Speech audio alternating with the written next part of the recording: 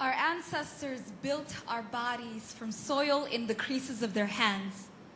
We were loyal, not to the men in our lives, but to the desert clay in our bones. This is who we were, fire wrapped in faded skin, children of grandmothers, mothers of kings, until the day our brethren fell.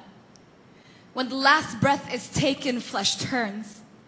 The colors of life that leave the body are the names we ascribe to our fears. We see rainbows everywhere. The irony of fire is that your eyes go last. Long after you can no longer feel its sting, you can still see it burn. In death, all our eyes are gray. They mimic the hues of smoke that dance across the sky. There are no instructions for dealing with death.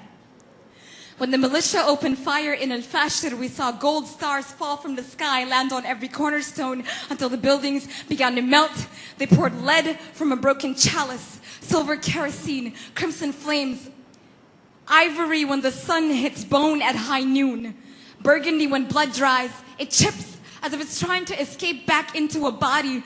I can never forget how much death loves my people, the way they fall asleep at his feet. Burgundy blankets, burgundy pillows, but our tears are colorless. There is no hue to shade this pain. 11 days ago, 2 bullets crossed off 2 more faces from my family tree. They were 14, they were studying. The blood-soaked arithmetic pages are still sitting on the mantle. My uncle won't throw them away. I can't tell you what death looks like, but when he came, he stayed. We held 1 funeral for 2 brothers. The misshapen grooves of one's body bend the light, so their caskets were closed. Coffins made heavy by the weight of 2 bullets. My brother is 13, learning to carry our dead. His legs buckle under the weight of his pedigree. My father says, "You think this is hard? Try carrying the living." And we never pay grave diggers anymore. Now the soil feels so familiar under my hands. I've gathered enough to build a body, but I'm afraid of what I'll make.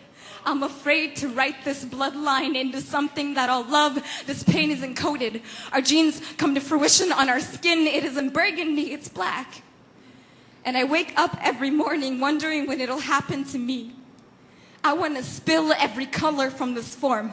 I want to leave a canvas sinking with the weight of my pedigree. I want to be able to look at a sunrise and not see my entire family falling to pieces. I wish this skin had come with instructions. When the last breath is taken, flesh turns. And for the past 11 days, I've seen rainbows everywhere.